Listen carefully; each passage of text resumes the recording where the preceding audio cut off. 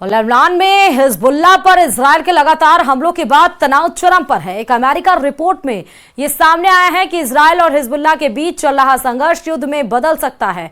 Israel के हमले यही संकेत कर रहे हैं कि हमास के बाद नेतन्याहू के टारगेट पर हिजबुल्लाह है, खासकर उसके कमांडर, जिन्हें पहले पेजर बम से उड़ाने की कोशिश हुई, फिर वॉकी टॉकी से, और अब डायरेक्ट हमला कर इजरायल हिजबुल्लाह को साफ कर देना चाहता है। क्या कुछ मामला है, देखिए रिपोर्ट में।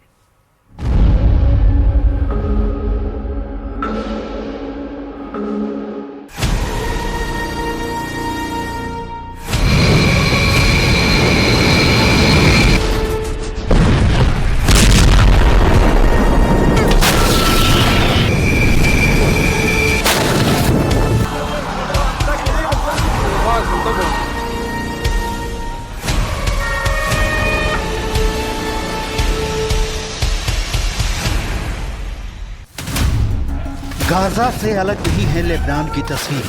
तबाही का मंजर एक सा है और तबाह करने वाला भी एक ही है, इजराइल। हमास के चीथड़े उड़ाने वाला इजराइल अब लेबनान के हिजबुल्लाह पर मौत बनकर बरस रहा है। हिजबुल्लाह के लड़ाकों को चुन चुन कर मौत के घाट उतार रहा है इजराइल। इजरायली सेना ने लेबनान की राजधानी बेरूत में हिजबुल्लाह की बिल्डिंग पर एयर स्ट्राइक की। हमला राजधानी बेरूत के दाहिए इलाके में किया गया। अल जज़ीरा की रिपोर्ट के मुताबिक इस हमले में अब तक 12 लोगों की मौत हो गई है, वहीं 66 लोग घायल हुए हैं। मारे गए लोगों में हिजबुल्लाह की टॉप मिलिट्री यूनिट जिहाद काउंसिल के सदस्य इब्राहिम अकील भी शामिल है। इब्राहिम अकील की मौत से हसन नसरल्लाह क्यों रोया खून के आंसू, इसके डिटेल आपको आगे दिखाएंगे। अभी ताज़ा हमले की डिटेल देखिए। लेबनान की मीडिया रिपोर्ट्स में दावा किया गया है कि इजराइल ने हमला F-35 फाइटर जेट्स के जरिए किया। हमले में एक बिल्डिंग को निशाना बनाया गया जहां हिजबुल्लाह के लड़ाके मौजूद थे। इससे पहले दक्षिणी लेबनान पर इजराइल ने 70 हवाई हमले किए थे। टाइम्स ऑफ इजराइल के मुताबिक गाजा युद्ध शुरू होने के बाद इजराइल का लेबनान पर यह सबसे बड़ा हमला है। इजराइल डिफेंस फोर्स यानी IDF का दावा है कि उसने लेबनान में हिजबुल्लाह के 100 से ज्यादा रॉकेट लॉन्चर्स पर हमला कर उन्हें बर्बाद कर दिया। इनमें 1000 रॉकेट बैरल। IDF ने दावा किया है कि हिजबुल्लाह इन हथियारों से इजराइल पर हमले की तैयारी में था। इजरायली सेना ने हिजबुल्लाह की कई इमारतों और एक हथियार डिपो को भी तबाह करने का दावा किया है। इजराइल के हमले के बाद हिजबुल्लाह ने उन पर पलटवार किया था।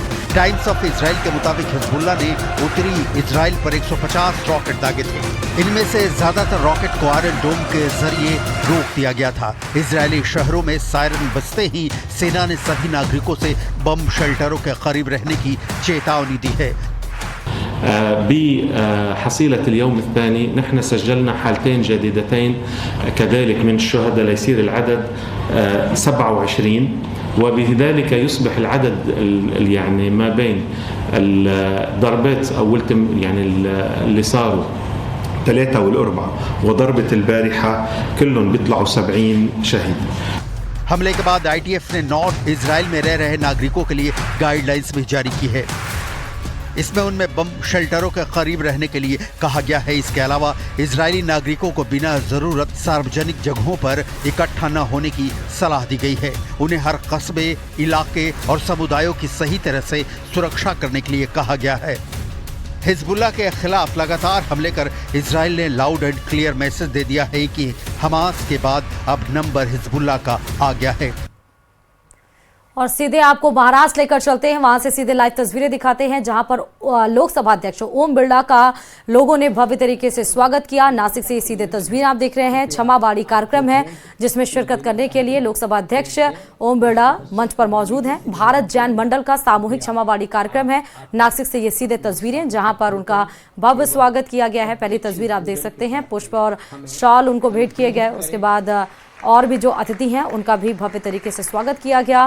क्षमाबाड़ी कार्यक्रम नासिक से ये सीधे सबसे मेरा निवेदन, भारत जैन मंडल की तरफ से ये नासिक में ये क्षमाबाड़ी कार्यक्रम आयोजित किया गया है।